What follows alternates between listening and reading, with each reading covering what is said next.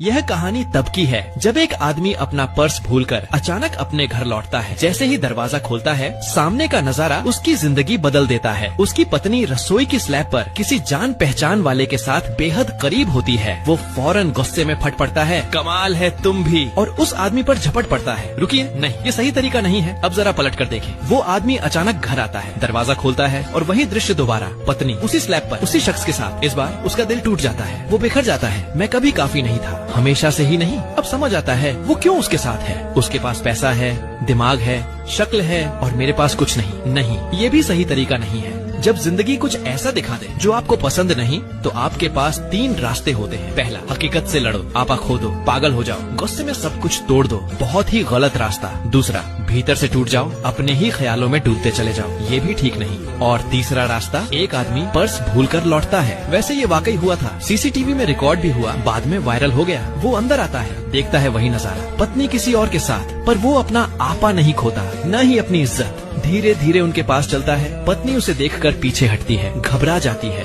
वो शख्स भी सहम जाता है। वो दोनों को एक एक बार देखता है, पहले पत्नी को, फिर उसे। शांति से अपना पर्स उठाता है और मुड़कर चल देता है। पत्नी उसके पैरों में गिर जाती है। माफ कर दो, प्लीज माफ कर दो। वो धीरे से उसके हाथ हटा देता है। वो अब भी घुटनों पर है, उसकी टांगों से लिपटी हुई। फिर वो उस शख्स से हाथ मिलाता है। अब वो रिश्तेदार था या नहीं, कहना मुश्किल है, पर कहानी में थोड़ा रंग आ जाता है। वो आदमी भी असहज होकर हाथ मिलाता है, और फिर वो आदमी बिल्कुल शांत दरवाजा बंद करके चला जाता है। हाँ, उसे तकलीफ हुई। वो इस रिश्ते को लेकर बहुत उम्मीदों में था। उसे लगा था कि उनके बीच कुछ खास है, एक साथ भविष्य की कल्पना की थी। पर जिंदगी ने जो दिखाया वो सच्चाई थी, और किसी अजीब से तरीके से वो शुक्रगुजार था कि ये अभी पता चला, बाद में नहीं। क्योंकि उसका एक नियम है, हकीकत को हमेशा स्वीकार करो, उसे नकारो मत, उससे लड़ो मत।